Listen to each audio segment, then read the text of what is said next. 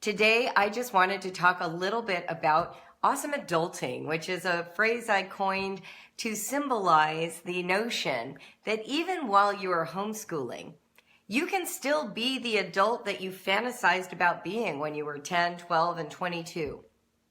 You know how when you were a kid, you were looking ahead to the future and you thought, when I'm an adult, I'll get to fill in the blank. So often what happens is we get to adulthood and we almost start childhood over because we become so invested in our children. So we go back to watching Disney movies and we play with toys and we think about all the things our kids will need to make it as adults. And we sometimes forget that one of the joys of growing up, of crossing that threshold to where you get to go to bed at whatever time you want, you get to make purchases because you're needing and wanting them, not because your parent told you to. You get to try experiences because now your body and your mind are big and wise enough to manage them. We forget to do them. We get here and it's like, oops, I forgot to be an adult. I forgot to go skiing for 20 years. That happened to me. I forgot that I loved ice skating. I forgot that I was ever an artist. I forgot that it's really fun for me to work with therapy dogs at a nursing home. I forgot, right? These things that we aspire to, we sort of drop them because we're under this impression that we're supposed to be taking care of our children as our number one priority. And of course, yes to all that. I have 5 kids and I've made them my priority happily and would do it again. But one of the things that I sort of discovered as time went on while my kids were young is that my own life was going by. It's not like once your kids get to 20, you get to go back and be 30 again. You don't. Those years are actually gone. The years when your body was best designed for marathon running, or your vision, eyesight was better than it is with these terrible, corrective lenses now.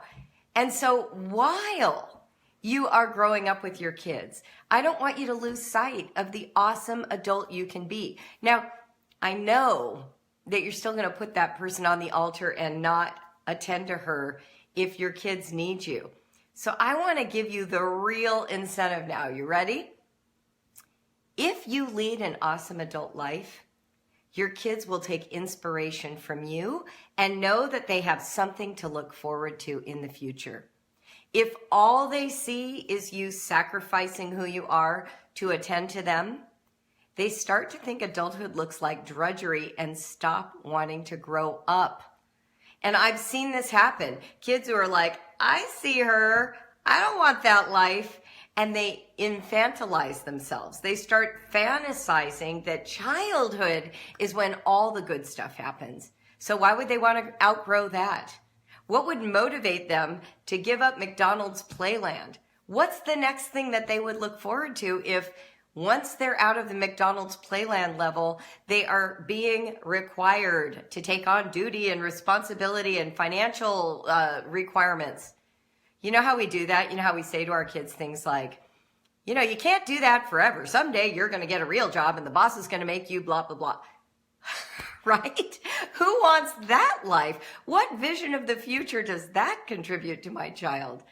But if they see me, I don't know, taking a weekend to go skiing with my friends that I knew since college, aren't they going to think to themselves, well, someday when I'm old, I'm going to get to go skiing with friends from college, right?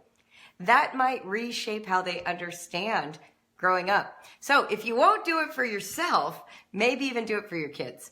Now, today, I wanted to share a couple of things that have been really fun in my life. So one of the things I try to do from time to time is teach myself a certain skill I don't have, that I'm terrible at, but that I felt like was barred from me because I don't have the natural talent. For instance, about 10 years ago or 8 years ago, I started distance running. I had been a runner for my whole, since 14 or 15, all the way up until my late 40s. But I ran in the gym, or I ran 3 miles in the neighborhood. I never imagined I could do something like run a marathon. And then I made a friend who was like, my friends and I are training for 13 miles for a half marathon. What do you think? And I was like, oh, I want to run in a race. And so I joined them, ran the half marathon. Then we trained and started running marathons. I never thought I could do that. That took real time out of my life. It took time away from my kids. It took time away from my business. But it became this passion of mine until now when I broke my ankle and it looks like I may have to retire the distance running career. How grateful am I that I made time for this while I had the healthy body that could do it. So the most recent thing I've added, which will be ironic given my post-fractured ankle state, where I'm still learning how to walk. Literally, I'm like, I look like Lurch walking through Kroger. I keep feeling like I'm faking it, and then I'm like, no. I try to walk normal, and it really hurts. I'm like, nope, not faking it. This limp is real. But anyway, since my ankle is kind of out of commission, I have decided to take up hand lettering. I can use my hands. They're going great. My wrists work really well. And I am not artistic, not like some of you. Like I look at your Instagram accounts and I see like the paintings you do or the way that you design things. Or, I mean, some of you are so Pinterest-worthy crafty, and that's just not me. I am actually not very good. But what I realized was I could just get good for me. I could just do this for fun, like something to do while I'm watching TV, especially when the Bengals are playing and losing and I hate them. I can focus part of my attention on something that gives me pleasure rather than excruciating agony. So I decided this year I was going to start doing this hand lettering just for myself, just for fun. And then, of course, the way my brain works is, well, if I'm going to do it, I may as well build a whole community around it because that's how it works. And so Jeanette, I think I've already shared this, but I'm going to share it again, and I will do it another time before the new year, just so you can get on board. Jeanette, one of our staff members, designed these Brave Writer Lifestyle calendars, and they are so flippin' cute. Look how cute this is. And each month has another Brave Writer Lifestyle element in it with really cute pictures. And so for each month of the new year, I am going to hand letter tips for you to download for free. It's all for fun. I don't care at all. It's just for fun. That you can use for each month of the year. And if you want to join us, all you have to do is sign up. Now, I forgot to post the link in the description, so Tia or someone will pop it in, or I'll put it in afterwards. The calendars don't make us any money. That's not the goal of this. They are hosted on Zazzle, which always has some kind of a sale. I think they cost like $16 right now. If you want to join us, the purpose of the calendar is to help us focus 1 month at a time on one idea at a time. And then you can jot in your calendar notes of when you did it. So you'll have a year-long record of how you implemented the Brave Writer lifestyle. And then this is a rough draft. This is not the final. But then I'm going to send you my little hand-lettered tips, okay? And I thought I would show you my hand lettering in process. Do you want to see how bad I am at it? But I'm learning. And actually, I think my final copy for the Read Aloud one is really cute. This is my hand lettering progress. If you can see, there's improvement. And this is what the heading looks like for Read Aloud. But I'm not going to show you the tips yet. But look, I'm getting better. I'm learning. Isn't that fun? And I discovered some things. So I thought I would just share them with you if you decide you want to do your own hand lettering journey. You can download borders. You can also download these borders. You can also download things like this, which I loved. You can just put your hand letters inside this and color all this in and look like a complete pro. Now, I hope to get to the point where I could draw something this intricate, but while I'm learning, my focus is on the alphabet, and I am trying to get better at the alphabet. Here's me working on the alphabet. Here's me trying to imagine that I can doodle, which I cannot. I bought a doodle coloring book a while back to practice doodling. Seriously, I haven't colored very much in it because it's intimidating. But I'm learning. Here's an example of one of my completed pages. So what I'm trying to say is Be bold. Do something you're not good at. Don't assume you had to major in it in college to return to it as an adult. One of the fun things about adulthood is you can buy the expensive Tombow dual brush markers and not feel guilty about it. I always tell myself, when you were younger and you were always on this terrible budget and, and maybe you still are. I mean, I've been on those horrific budgets. I remember buying Prismacolor colored pencils when I first got married, and I spent like $25 on the 25 pack. And my husband at the time was like, what on earth are you doing? $25 for colored pencils. But I had carefully pulled out $1 a week from our budget on our grocery bill so I could afford them. And I used those pencils for 5 years. That's $25 for 5 years of pencil coloring pleasure. And it was awesome. I was living in a foreign country. I didn't have access. There was no internet back then. I didn't have access to great supplies. Bringing 25 high quality drawing pencils with me to Morocco was the difference between stir crazy and sanity. It was a fabulous investment. So, stocking stuffer from your spouse to you, and treat yourself like the grown woman or man that you actually are.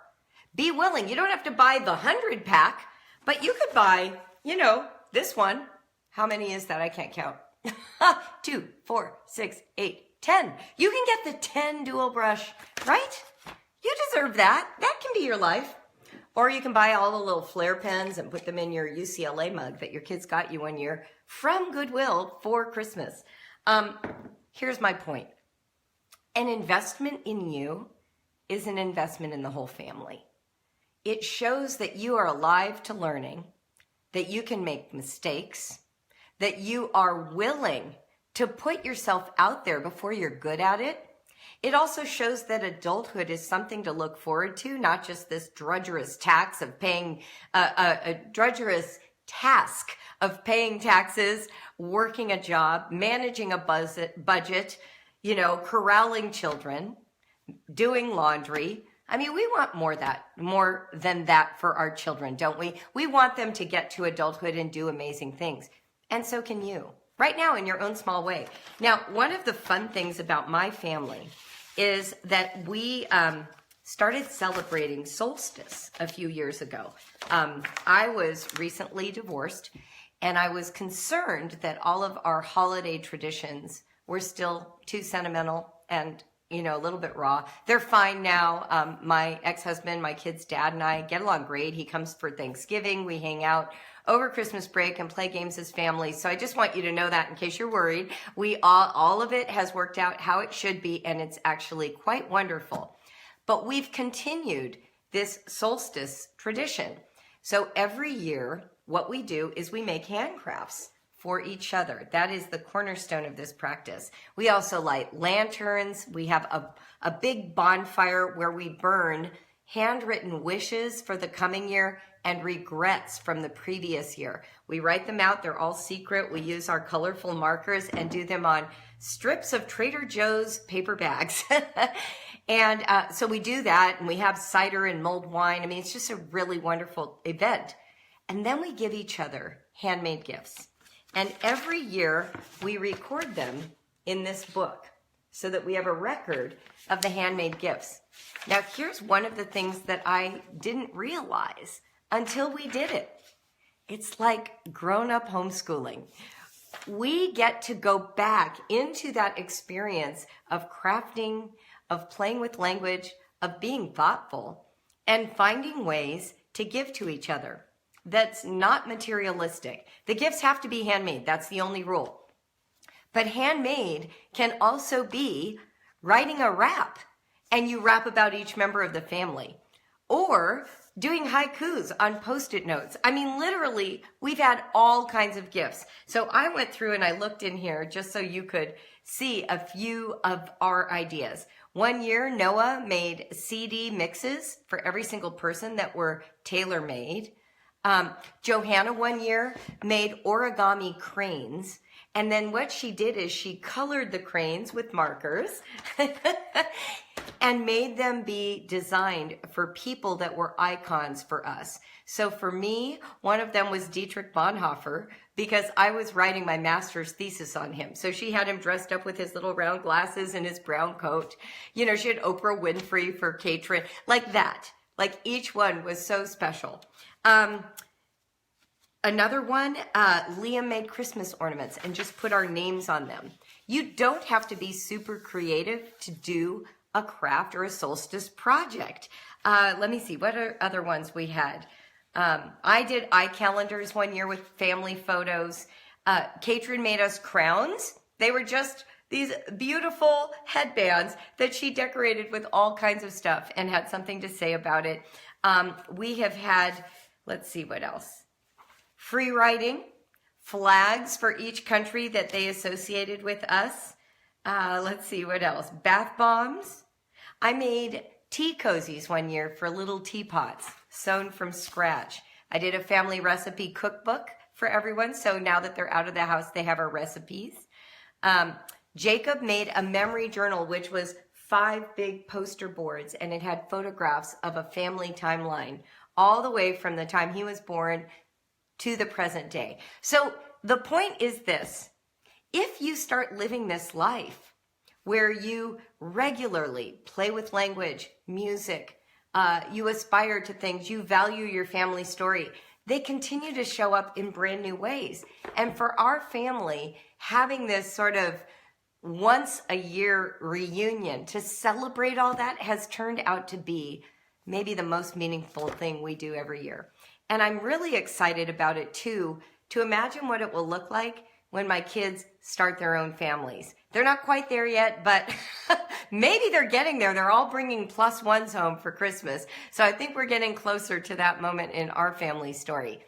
But what I'm talking about then is this continuum. You know, when you start the Brave Writer lifestyle, what you're doing is you're saying education is about a richer experience than workbooks or school subjects.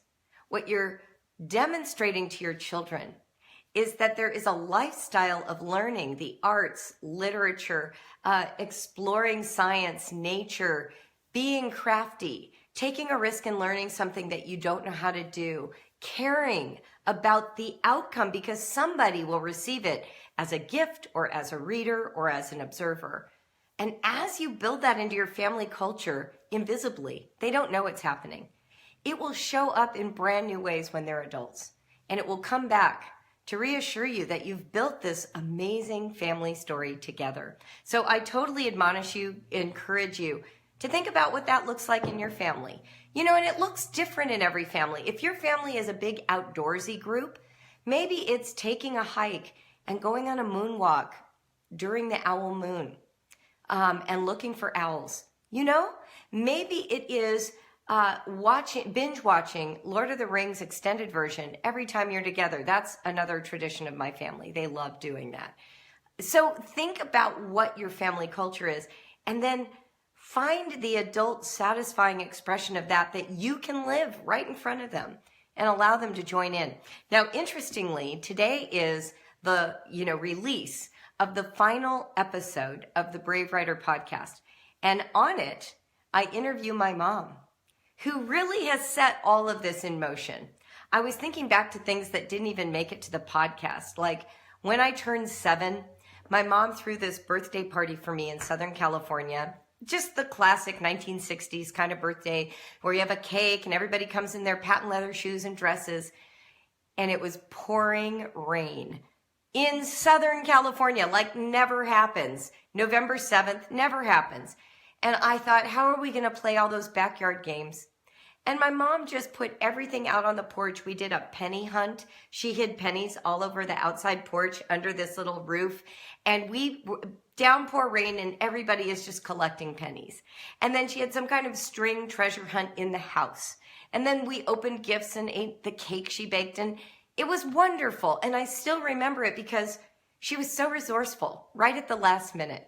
When I was in 7th grade, she and my dad had thrown this big adult bash. These were super popular in the 60s and 70s, where adults had like these big adult theme parties. They dressed up. They did this Sweeney Sports Spectacular. That was my maiden name. And they had all these adults come dressed up in sports outfits, and they played Nerf basketball and pool and putt-putt golf, all inside our great big house. And when it was over, I was so impressed by it. My parents said to me, well, we should do one of those parties for you and all of your junior high friends. And I was like, really? My mom said, well, Valentine's Day is coming up. Let's just do it for Valentine's Day. So I had my very first grown-up 7th grade boy-girl party. And it had nothing to do with my birthday. Nothing to do with any true event. It was just they wanted to do something fun for me and my friends. We took over the whole house. We had trophies for best dressed, winner, lowest points. We had pizza. Everybody was wandering through the houses. It was boys and girls paired together randomly based on name tags like hockey, puck, you know?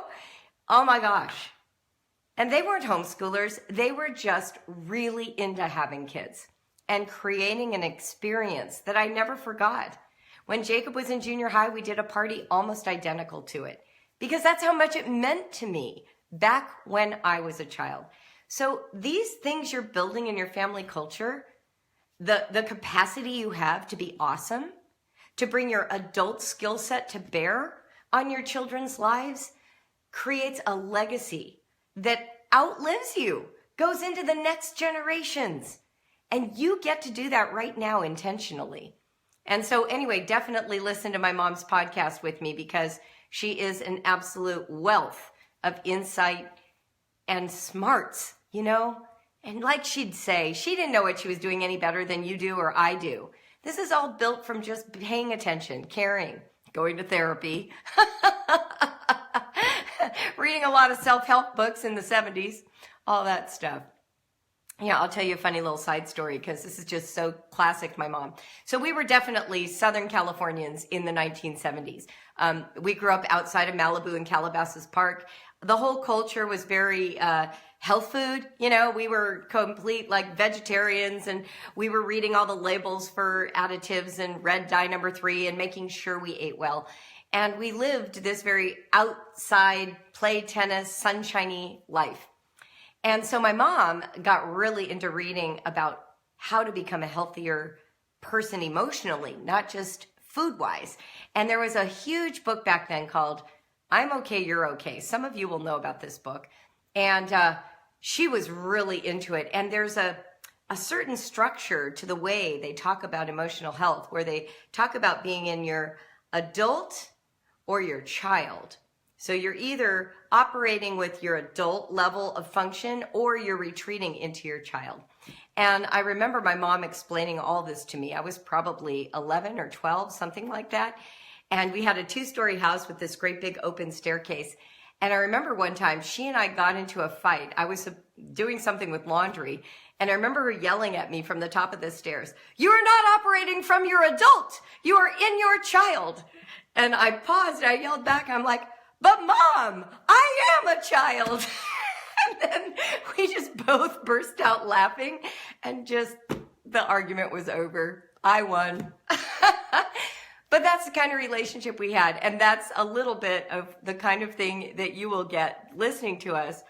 She was growing and I was growing and we were trying to grow together, and she was just freely sharing at all times her newest, latest ideas, insights, hopes, wishes, aspirations, dreams, who she wanted to be, who she hoped we'd turn out to be. It was just all on the table. A lot of times I say to parents, quit keeping your aspirations so secret. Like, your kids shouldn't be let in on the fact that you hope you have a healthier emotional family life, or that the reason you're doing something is XYZ. We keep everything secret. It's like we do all this research about math and then we just dump the program right on their heads. And they have no idea all the thoughtfulness that went into it. When you could just like bring it out and say, wow, guess what I've been doing? I've been researching math, thinking about this, poke around, tell me what you think. If it's a no-go, I want to hear. Like finding out, like being involved together. That's kind of how my mom was. She was never didactic. Like when we switched from literally ding-dongs, RC Cola, potato chips, and white bread to whole wheat flour, raw milk, honey, not sugar, no preservatives and additives, It never felt like a restriction. And I look back on that and I think, gosh, how did she do that? How did my mom keep us from feeling like that was a restriction? You know why? Because she was on a journey. She was learning. She wasn't coming with prefab information and telling us what was wrong. She was like, let's try this. Let's see how this works. Let's see if it helps your asthma. I was reading this information and it really made me wonder if we should be eating it. She was like that. I still remember when we were having plain yogurt for the very first time. You don't remember plain yogurt from the 70s. It was sour. Tasted nothing like today's yogurt, but she wanted me to like it. So here's how she introduced it. She said, I was thinking we could make a plain yogurt sundae. So she got out all these walnuts and a big flippin' jar of honey. And she's like, put as much honey on as you want and as many walnuts as you want. And we made it like a swirl. And it was so bitter, but I loved honey. So I was like working really hard. Okay, plain yogurt is a daily staple in my life today. I mean, isn't that amazing? I didn't mean to get off on all this. I think it is all a part of being an awesome adult. My mom, she went on this nutrition journey and brought all of us along. And to this day, my sister and brother and I are a little bit food snobs because we really want it to be quality content, quality materials, not cruddy. I never feel ripped off about food. I never feel tempted to eat fast food. I grew up with food as an adventure and as something that nourishes you and makes your life better, not as something that was a restriction and making me feel like I was being left out of all the fun. Does that make sense? So anyway, I just thought it would be fun to share some of that with you. Who's going to join me on my coloring journey? I never want to do anything alone, blah, blah, blah. So if you missed the beginning, I talked about awesome adulting and how my current passion is to learn how to hand letter. I will never be as beautiful as Dawn Nicole, but I hope to at least improve over time. And I will be sharing with you the fruits of that in our Instagram journey of the Brave Writer lifestyle. You can follow me on Instagram. It's at Julie Brave Writer. And every month we will pick 1 month's, topic, free writing or copy work. And I'm going to create a hand-lettered sheet of tips that you can download for free. And then we'll talk about it during that month. We will have Instagram lives and stories and give you some additional support so that you can start implementing the Brave Writer lifestyle 1 month at a time. This is all just for fun. It's not official. It's just for fun. The calendars are about $16 right now if you want one, but you can also use the free calendar you got from Allstate. It really doesn't matter. It's totally up to you. We just had fun making these and we wanted to share them with you. We've already had well over 100 people join us in the original sign-up list. It's actually, the sign-up list is way more than 100 now. So we're excited. We will send you 1 email a month. That's how you'll get the downloadable tips. We will not inundate you with Brave Writer Lifestyle emails, just 1 per month if you sign up for that list. So, you ready? You game? I'm very excited for you to have family time. So we will probably not be having Facebook Live next Monday because I will have a full house, but I will promise to be doing some Instagram stories and Instagram lives of all the action in my house. Last night, after we decorated the tree, the first thing we did was play a game with Noah. So I showed you that. I'm sure this table will be littered with game playing the whole time because that's what our family does. I look forward to seeing all the ways you enjoy each other over this holiday season. Check out the season finale of the podcast. And with that, I wish you a very, very happy holidays. Happy Hanukkah, Merry Christmas, Solstice, whatever your family chooses to celebrate at this time of year. Happiest of them to you and yours from me. Mwah. Live honestly, write bravely, and be there with your family during the holidays. Bye, everyone.